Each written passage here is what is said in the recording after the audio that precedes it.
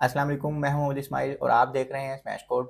जैसा कि हमने लूप के लेक्चर्स ख़त्म कर लिए हैं और इस लेक्चर में हमने सबसे इम्पोर्टेंट जो हमारा जावास्क्रिप्ट का कॉन्सेप्ट है फंक्शंस, जो हमने पहले भी कुछ यूज़ किए हैं लेकिन मैंने उसको डिटेल में डिफ़ाइन नहीं किया। ठीक है, तो इस लेक्चर से हम फंक्शंस को समझना शुरू करेंगे कि वो फंक्शन बनते कैसे हैं, क्यों बनते हैं और हमने उसको कैसे कैसे यूज़ करना है।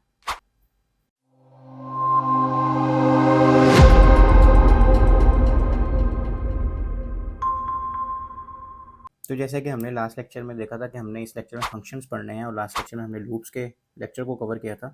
तो चलते हैं फंक्शंस के ऊपर, जो हमारा मोस्ट इंपॉर्टेंट टॉपिक है जावास्क्रिप्ट का। ठीक है, आपकी पूरी जो जावास्क्रिप्ट है उसकी बेस इस टॉपिक के ऊपर डिपेंड करती है, तो इसको आपने ध्यान से सुनना है और इसकी ज़्यादा से ज़्यादा प्रैक्टिस करनी है। Functions are important in JavaScript and act like building blocks. ठीक है, यानी कि जो बिल्डिंग ब्लॉक्स हम वर्ड यूज़ करते हैं ना, यानी कोड ऑफ ब्लॉक और ब्लॉक ऑफ कोड, तो उसको बिल्ड करने के लिए हम ये यूज़ करते हैं। ठीक है, उसके अंदर कैलकुलेशंस होती हैं, यानी इसको हम इनपुट देते हैं या हमें आउटपुट देता है। ठीक है, और डिफरेंट किस्म के प्रोसीजर्स ये कर देता है, इसको हम इनपुट दें और बताएं कि इसके साथ ये करना है, उसके बाद वो आउटपुट एक आपको निकाल के दे देता है। ठीक है, और हम उसको डिफ़ाइन कर सकते हैं जहाँ जहाँ भी हमने उसको यूज़ करना हो, रिपीटेडली हमने एक काम करना हो तो उसके लिए हम फंक्शन डिफ़ाइन कर लेते हैं और उसको जहाँ जहाँ पे करना हो वहाँ वहाँ पे कॉल कर लेते हैं। ठीक है, तो एक आपका कोड कम कर देता है और ईजी टू मैनेज हो जाता है। इसके अलावा आपके पास बहुत बड़ी बड़ी प्रॉब्लम्स हों तो इसको शॉर्ट शॉर्ट करने में, यानी छोटा छोटा करने में फंक्शन आपको बहुत हेल्प आउट करते हैं। इसका सिंटेक्स कैसे होता है, ये हमारा एक ट्रेडिशनल फंक्शन उससे उससे चलते हैं। सबसे पहले फंक्शन का कीवर्ड। ठीक है, उसके बाद उसके अंदर उसका जो भी आपने नेम रखना है फंक्शन का। ठीक है, और उसके अंदर वही जैसे वेरिएबल का नेम रखते हैं। ठीक है, उसके बाद हम पैरेंथेसिस यूज़ करेंगे, यानी छोटे ब्रैकेट्स, और उसके बाद जितने भी पैरामीटर्स आपने डालने हैं, पैरामीटर 1, पैरामीटर 2, और उसके बाद कर्ली ब्रेसेस के अंदर जो भी आप लिखेंगे वो फंक्शन की बॉडी होगी। ठीक हो गया, इसका सिंटैक्स हम देख भी लेते हैं। जैसे ये देखें, फंक्शन का नेम ये आना है, लाजमी है। उसके बाद आप जो भी उसका नाम रखना चाहें यहाँ पे नाम रखेंगे, फिर ये ब्रैकेट्स लगाएंगे, इसके अंदर पैरामीटर्स देंगे। हम देखते हैं पैरामीटर्स क्या होते हैं आगे जाके। उसके बाद ये ब्रैकेट लगेगी। ठीक है, फिर इसके अंदर जो भी आप कोड लिखेंगे वो जो आप करना चाह रहे हैं, और फिर ब्रैकेट बंद। ठीक है, और अगर एक एग्जांपल भी देखें तो हमने किसी दो वेरिएबल्स का प्रोडक्ट मल्टीप्लाई करना है यानी दोनों को, तो क्या होगा, फंक्शन लिखेंगे, फंक्शन का नेम माई फंक्शन जैसे मैंने रख दिया। उसके बाद इसमें मैंने P1 दे दिया और P2, यानी मुझे पता है ना मैंने फंक्शन बनाना है जिसमें दो वेरिएबल्स का मल्टीप्लाई करवाना है मैंने, तो मैं यानी मेरे पास दो वेरिएबल्स आएंगे या दो वैल्यूज़ आएंगी। तो मैंने कहा P1 एक वैल्यू है, कोई भी नाम रख सकते हैं आप यहाँ पे, P2 एक वैल्यू है, और होना क्या चाहिए, P1 मल्टीप्लाई पे हो जाए P2 से। अब ना P1 वेरिएबल कहीं पे है ना होगा, जस्ट ये एक अज्यूम कर रहे हैं कि दो कोई से भी दो वेरिएबल आएंगे आपके पास, आपने उन दोनों को आपस में मल्टीप्लाई करके कंसोल करवा देना है। ठीक है, जब हम इस फंक्शन को कॉल करेंगे तो वो उसका आंसर लेकर आएगा। ठीक है, और आप कहीं पे भी फंक्शन को कॉल कर सकते हैं, ज़रूरी नहीं कि जस्ट फंक्शन लिखेंगे उसी वक्त वो चलेगा, उसके अलावा भी आप उसको चला सकते हैं। फंक्शन का नाम लिखेंगे और उसके साथ छोटे ब्रैकेट खोलेंगे भी और बंद भी करेंगे तो वो फंक्शन कॉल हो जाएगा। अभी हम इसको करके भी देखेंगे, आपको ज़्यादा समझ आ जाएगी। ठीक है, और जब वो जैसे भी डिफ़ाइन किया फंक्शन को, ठीक है, num1 num2 ये हमने बता दिया, और उसको कहा कि इसको जमा कर देना। ठीक है, और साथ ही रिटर्न का कीवर्ड भी है, रिटर्न के कीवर्ड को भी मैं आगे जाकर समझाता हूँ। अब हम ये फंक्शन तो बना चुके हैं, अब भी इसको हमने बताया नहीं कि कब चलना है। अब यहाँ पे हम कॉलिंग द फंक्शन कर रहे हैं, हम कंसोल डॉट लॉग करवा रहे हैं कि सम का फंक्शन चले, ये सम का फंक्शन है, और उसको 2 और 4 हमने दे दिया, यानी हमने कहा था ना यहाँ पे एक नंबर आएगा, यहाँ पे भी एक नंबर आएगा, यानी वेरिएबल, तो उसको हमने 2 भी दे दिया और 4 भी दे दिया, तो उसका आंसर वो क्या देगा, 6।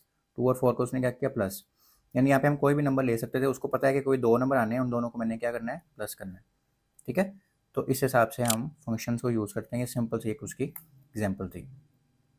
अच्छा, अब हमारे पास आते हैं पैरामीटर्स। पैरामीटर्स क्या होते हैं, जो भी आप फंक्शन बनाते हुए यहाँ पे चीज़ें लिखते हैं ना ब्रैकेट के अंदर, num1 num2, या इससे पीछे हम P1 P2 ले रहे थे, ये P1 ये P2, ये जो है इसको कहते हैं पैरामीटर्स। यहाँ पे हम कितने मर्जी पैरामीटर्स दे सकते हैं, क्योंकि जब हम फंक्शन बना रहे होते हैं हमें पता होता है कि हमने क्या करना है इस फंक्शन के साथ। तो जो भी आप पैरामीटर्स देंगे उसको, मतलब जो भी यहाँ पे आप वैल्यूज़ देंगे कि ये आनी है, जब फंक्शन यूज़ होगा तो ये हमें चीज़ें मिलेंगी, ये यूज़र देगा, तो ये पैरामीटर्स होंगे। और एक्चुअल जब फंक्शन आप यूज़ कर रहे होते हैं, जैसे अब हम यहाँ पे कॉल कर रहे हैं फंक्शन को, तो हमने ये जो 2 और 4 लिखा ना एक्चुअल, यानी वैल्यूज़ की बात हो रही है, उसको कहते हैं आर्गूमेंट्स। ये दोनों में फ़र्क है, सिंपल सा फ़र्क है।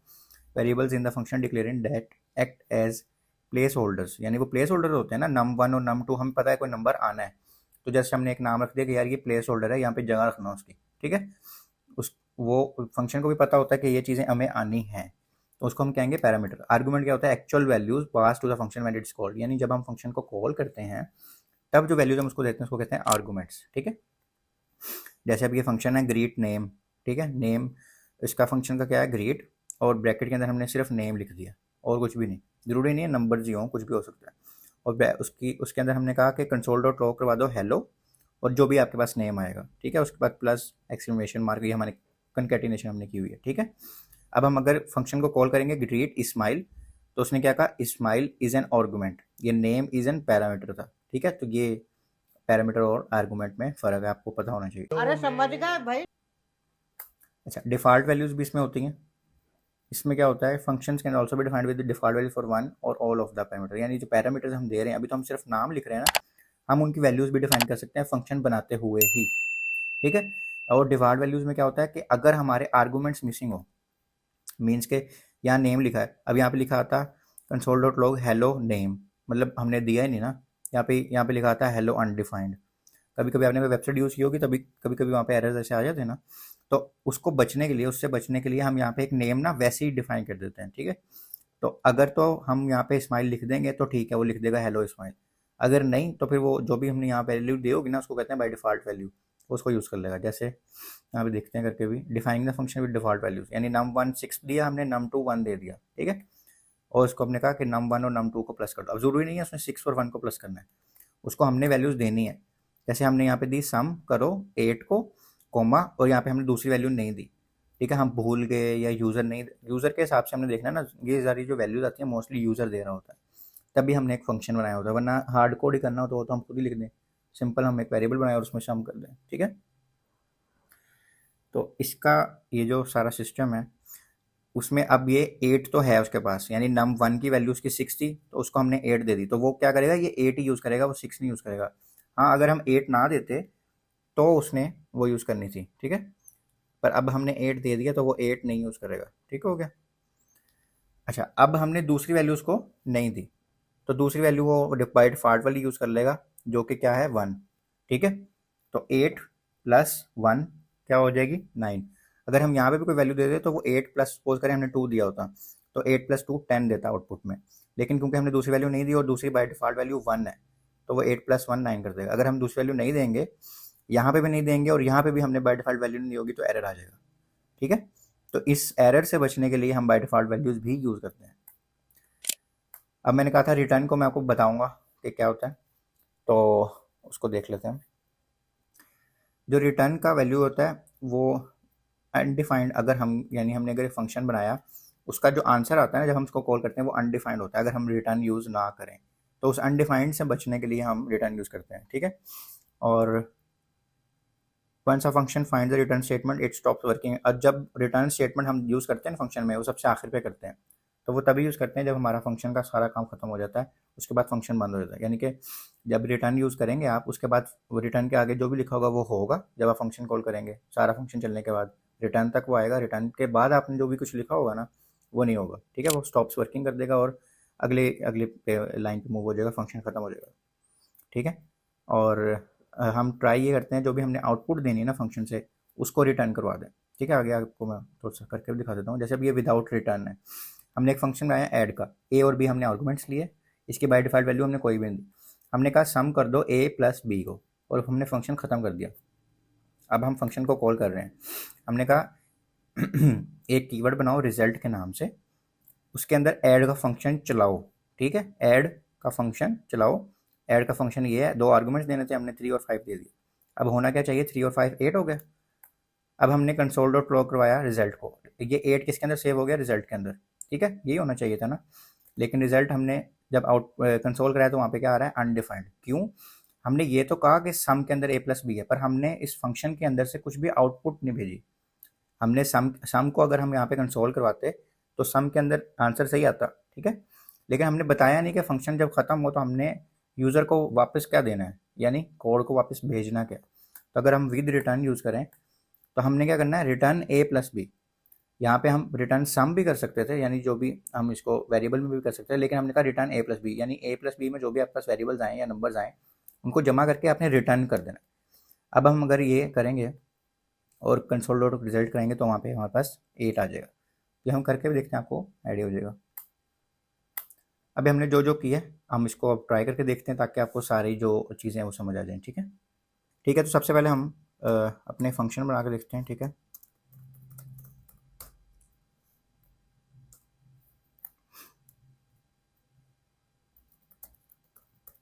हमने लिखा फंक्शन और हम यहाँ पे लिख देते हैं सबट्रैक्ट।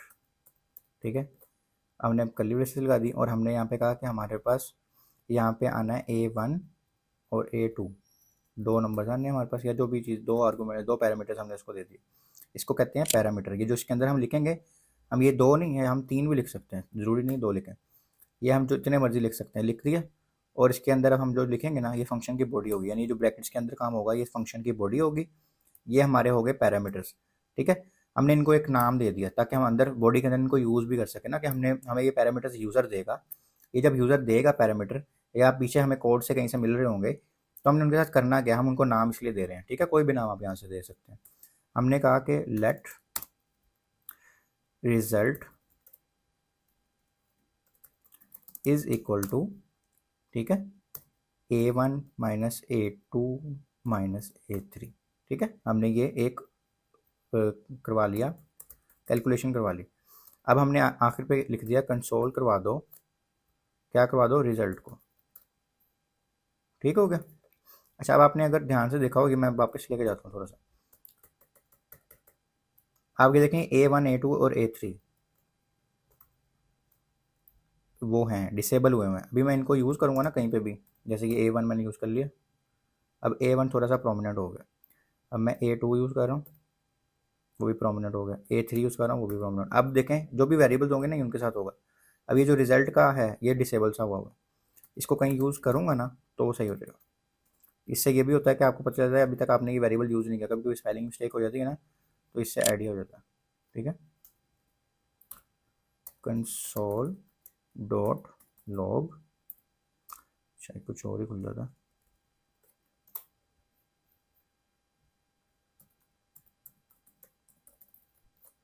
रिजल्ट। ठीक हो गया, देखें ये भी प्रोमिनेंट सा हो गया। इधर भी हम ख़त्म कर देते हैं और इधर भी। अच्छा, अब हमने ये फंक्शन बना दिया, अगर हम कंसोल करके देखें, ठीक है, अच्छा जी, ये हमने कहीं पे ऑलरेडी यूज़ किया हो तो इसको 1 कर देते, सबट्रैक्ट 1। ठीक है, उन्होंने कहा कि आपने वेरिएबल कहीं पे यूज़ किया हो। अच्छा, अब हमने किया कंसोल, कंसोल की लाइन नंबर है हमारी 454, पर हमारा यहाँ पे कोई कंसोल नहीं आ रहा, लाइन नंबर 454, यहाँ ना लाइन नंबर लिखा हुआ आ रहा होता है जहाँ से भी कंसोल हो रहा हो। तो अब कंसोल हो गया, ठीक है, फंक्शन भी बन गया, सब कुछ हो गया, पर चला नहीं कुछ भी।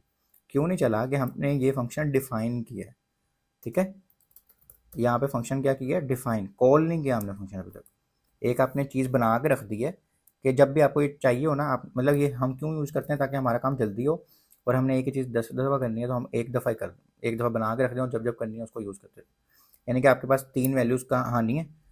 ठीक है, वेबसाइट में 3 वैल्यूज़ आनी है, बार बार डिफरेंट वैल्यूज़ आनी है, तो आप चाह रहे हो कि एक दफ़ा मैं बना के रख दूँ और वो चीज़ होती रहे। ठीक है, तो उसके लिए हम ये सारा कुछ करते हैं। तो अब हमने उसको कॉल भी तो करना है ना, जब तक कॉल नहीं करेंगे तो वो चलेगा ही नहीं। ठीक है, तो कॉल कैसे करना है, हमने सबट्रैक्ट और दो ब्रैकेट्स। ठीक है, अब हमने लाइन नंबर 459 पे इसको कॉल कर दिया।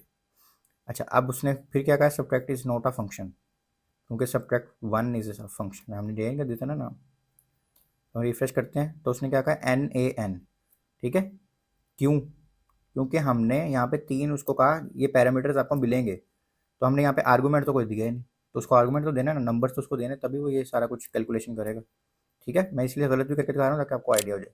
हमने कहा 30 30 कॉमा 20 कॉमा 10, तो हमने ये उसको 3 नंबर दे दिए।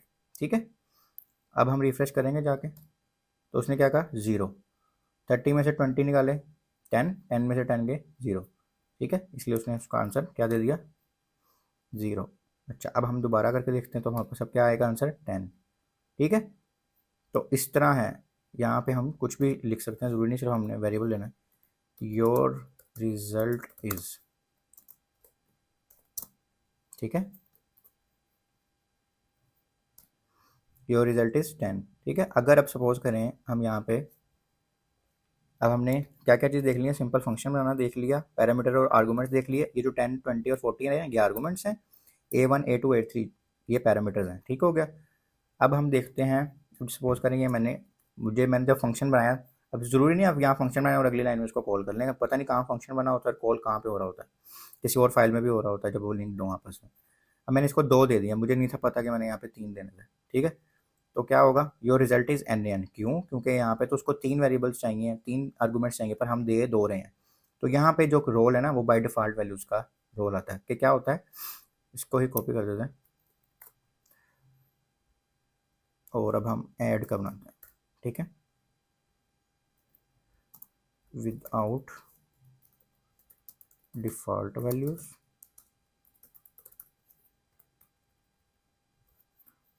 और अब हम विद डिफ़ॉल्ट वैल्यूज़ करते हैं। ठीक है, और यहाँ पे हम प्लस करवाएंगे।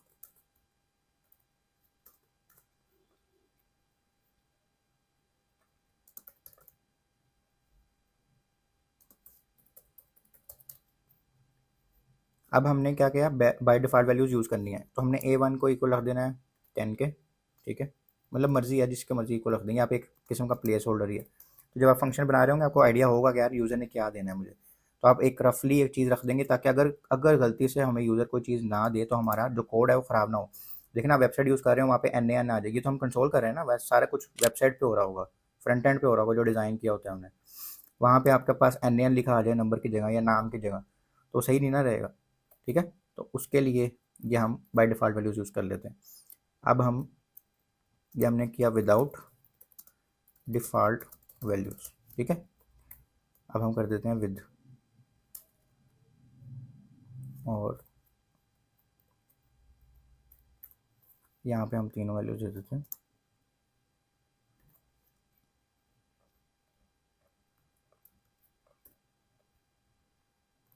अब हमने यहाँ पे 2 वैल्यूज़ दी हैं 40 और 20, पहले चलें तीनों करके देखते हैं, 40 20 और 30, ये हम इसको कहा तीनों को जमा कर दो ना।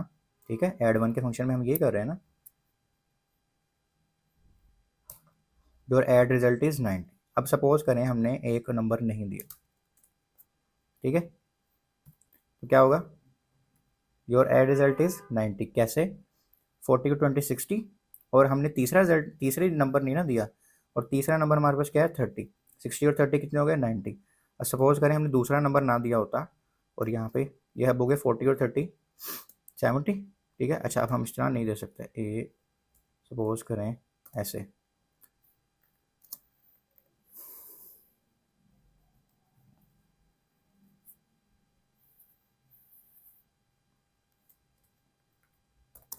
ठीक है, अब हमने इसको सिर्फ एक नंबर दिया है और उसको हमने कोई और नंबर नहीं दिया। ठीक है, हालांकि उसको 3 नंबर मिलने चाहिए थे, तो ये जो पहला नंबर है वो ले लेगा A1 की जगह पे। ओके हो गया, और A2 और A3 उसके पास अब नहीं है, तो उसके पास अब देखते हैं रिजल्ट क्या आता है। उसने कहा 80, 80 कैसे कहा, 30 हमारे पास थे, 30 उसने इसको इसको 10 को इग्नोर कर दिया, उसने कहा 30 ये हो गए, 20 ये हो गए, 50 और 30 कितने हो गए 80।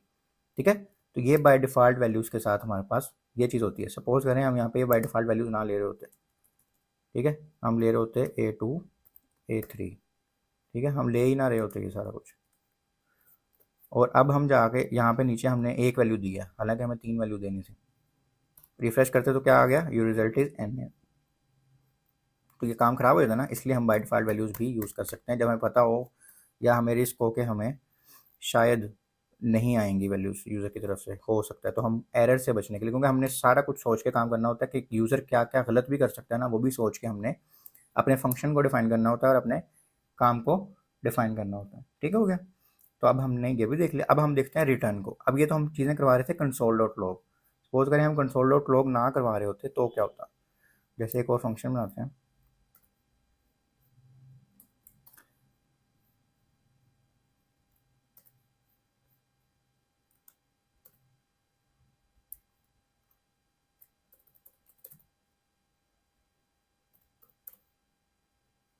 अच्छा अब हमने ये विदाउट रिटर्न बना रहे हैं। ठीक हो गया, और इसमें हम ना 2 वैल्यू देते हैं सिर्फ, और बाय डिफ़ॉल्ट वाली भी अभी नहीं लेते, वो हमने मैंने आपको ऊपर इसलिए करके दिखा दी। अब हमने इसको कहा A2, ओके हो गया। अब हमने कहा कि फंक्शन लो, ठीक है, उसके अंदर एक कीवर्ड बनाओ रिजल्ट का, ठीक है, और उसको जमा कर दो दो वेरिएबल्स को, और बस ख़त्म। अब हम इस फंक्शन को बुलाएं, अगर ऐड, इसको हम ऐड टू कर देते हैं क्योंकि एक नाम से दो फंक्शन नहीं बनाएंगे। हम इसको ऐड टू, और ये हमने बुला लिया, ठीक है, और इसको हम करवा देते हैं कंसोल डॉट लॉग, यानी चलेगा क्या हमें पता चलेगा, ऐड टू, और ये हमने फंक्शन को जब भी कॉल करना है ये पैरेंथेसिस लगानी है आपने, ठीक है, ये हमने कर दिया। अब हम जाके लाइन नंबर 479 का कंसोल देखना चाह रहे हैं। तो ये 479 पे क्या आ गया, अनडिफाइंड। क्यों आ गया अनडिफाइंड, हालांकि अच्छा इसको तो हमने नंबर्स भी नहीं दिए अभी, 2 और 3 हमने, चलो 2 और 4 हमने नंबर भी दे दिया। अब जाके देखते हैं, अभी भी अनडिफाइंड आ रहा है।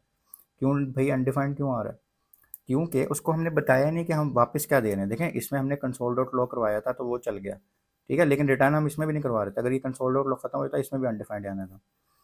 तो हर दफ़ा तो हमने चीज़ कंसोल डॉट लॉग नहीं करवानी होती ना, ठीक है। लेकिन अगर इसी को हम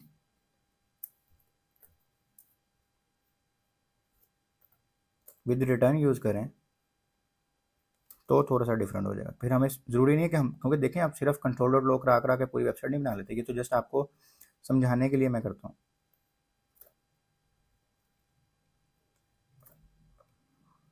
अब ये देखिएगा, अब मैंने रिटर्न यहाँ पे करवाना है, और रिटर्न के बाद आपने कोई चीज़ नहीं लिखनी फंक्शन के अंदर, क्योंकि वो चलेगी नहीं। रिटर्न के बाद आपका फंक्शन खत्म, जैसे लूप खत्म हो जाती है ना, ऐसे फंक्शन भी खत्म हो जाता है,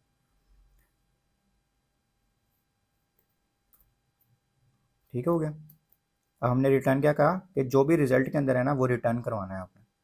तो हमने रिफ्रेश किया, ये देखें 489 पे, ये 489 पे है ना, 489 पे क्या हो गया, 6 जवाब आया। 4 और 2 को उसने क्या कर दिया, जमा। जमा करने के बाद उसने रिटर्न भी कराया, यानी कि हमने फंक्शन को ये इनपुट दिया 2 और 4, और ये उसने आउटपुट दे दिया। तो अगर आपने आउटपुट देनी है ना तो आपने रिटर्न का कीवर्ड, या आपने प्रैक्टिस बना ली है रिटर्न के बगैर नहीं, कंसोल भी कराना है ना, या जो भी करना है। कंसोल वैसे होता नहीं है मोस्टली, कभी भी नहीं होगा आपका कंसोल, वैसे यूज़ होगा, लेकिन एट द एंड आपको कुछ रिटर्न चाहिए होगा, तो आपने उसको रिटर्न करवा देना है, ठीक है। अगर रिटर्न नहीं कराएंगे तो वो रिटर्न नहीं करेगा, ठीक है। ये माइनस कर लेते हैं या मल्टीप्लाई करके देख लेते हैं। तो अब उसने 4 मल्टीप्लाई बाई 2 कर दिया 8। तो इस तरह हम रिटर्न के साथ अपने फंक्शंस को देख सकते हैं। इसके और भी थोड़े से कॉन्सेप्ट्स हैं कि ये मैं वेरिएबल जो यूज़ कर रहा हूँ वो अंदर बाहर कैसे यूज़ हो रहा है, स्कोप, और भी दो चार चीज़ें वो हम नेक्स्ट लेक्चर में देखेंगे। लेकिन आज के लिए हमने ये देख लिया काफ़ी सारा कुछ, कि हमने फंक्शन कैसे बनाना है, उसको कॉल कैसे करना है, बाय डिफ़ॉल्ट वैल्यूज़ के साथ कैसे करना है, विदाउट बाय डिफ़ॉल्ट कैसे करना है, रिटर्न के साथ कैसे करना है, और बगैर रिटर्न के साथ यानी कैसे करना है, ठीक हो गया। तो आज के लेक्चर में हमने यही पढ़ना था सारा कुछ, और ये बहुत, मैं बार बार कह रहा हूँ कि बहुत इंपॉर्टेंट लेक्चर है। आपने इसकी 10 दफ़ा प्रैक्टिस करें ना तो वो भी काम है। आपने डिफरेंट किस्म की चीज़ें जो हमने पढ़ चुके हैं उसके फंक्शन बनाए, उसको बार बार यूज़ करके देखें, ठीक है। और ये ज़रूरी नहीं एक दफ़ा कॉल होगा, ये आप 1000 दफ़ा भी एक ही वेबसाइट में यूज़ कर सकते हैं एक ही फंक्शन को, ठीक है। तो सपोज आप एक काम 10 दफ़ा कर रहे हैं तो आप उसको एक दफ़ा करके 10 दफ़ा यूज़ कर लेते हैं, वो एक लाइन से ही आपका 10 दफ़ा कॉल हो जाता है, और 10 दफ़ा ही वो चल जाता है। कुछ चीज़ें होती हैं वो लूप में चलानी होती हैं, वो एक अलग चीज़ है, लेकिन एक होता है, एक ब्लॉक ऑफ कोड है, 10 लाइनों का कोड है, वो आपने हर दफ़ा चलाना ही चलाना है, अलग अलग मौक़ों पे और अलग अलग वैल्यूज़ के साथ। लूप में अलग अलग वैल्यूज़ नहीं होती ना, उसमें एक ही वेरिएबल होता है जो भी आप शुरू में डिफाइन कर देते हैं। तो इसमें अगर आपने अलग अलग वैल्यू के साथ सेम चीज़ करनी होती है और अलग अलग जगहों पे करनी होती है तो उसके लिए फंक्शन डिफाइन होते हैं, ठीक है। तो ये बहुत इंपॉर्टेंट लेक्चर है, आपने इसको ध्यान से देखना है। जो भी चीज़ समझना है अपने फेसबुक के ग्रुप में क्यूरी पूछ लेनी है, ऊपर आई टैग में आ भी रहा होगा कि क्यूरी कैसे पूछनी है, मैं उसका खुद जवाब दूंगा। इसके अलावा आप कमेंट्स में भी पूछ सकते हैं, लेकिन क्यूरी इसलिए मैं कहता हूँ वहाँ पे पूछने का क्योंकि आप कोड वगैरह भी शेयर करेंगे और मैं एक्चुअल देख भी सकूँगा। तो इसकी खूब प्रैक्टिस करनी है और फिर ये आपको समझ आएगी इसकी, ठीक है। तो बेस्ट ऑफ लक, अपना बहुत सारा ख्याल रखिएगा, मिलते हैं अगली वीडियो में, अल्लाह हाफिज़।